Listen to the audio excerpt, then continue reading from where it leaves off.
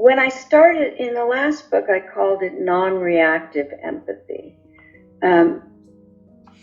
But I've heard it called functional empathy, and I've come to call it compassionate and courageous empathy. That when people give us, their stories and what they feel about it, that we can fully take in and understand their stories. Empathy just means understanding. It doesn't mean feeling with.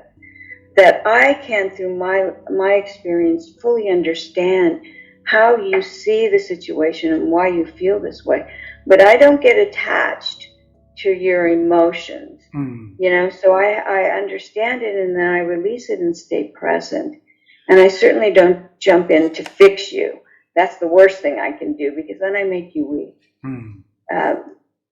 I just fully engage. And if people are intense in their emotion, just allow them to have the emotion. All emotions have an arc.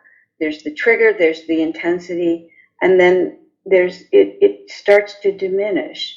And in the moment that their emotional energy starts to wane, that you can then say, so tell me what's going on with you. What do you see? And then they tell you. You could say, you got really quiet there. I couldn't tell. It felt as if you were sad. And I said that once to a leader, and he said, no, I'm not sad. I'm embarrassed for what I've done, for what I've done in the past that wasn't really helpful. I said, okay, so how is that going to change your leadership? I cannot stay in that place where I can explore with them what their emotions meant.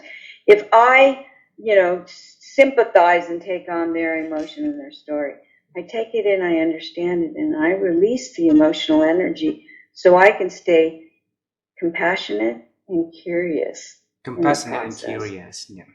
Compassionate and curious empathy. Wow. Yeah.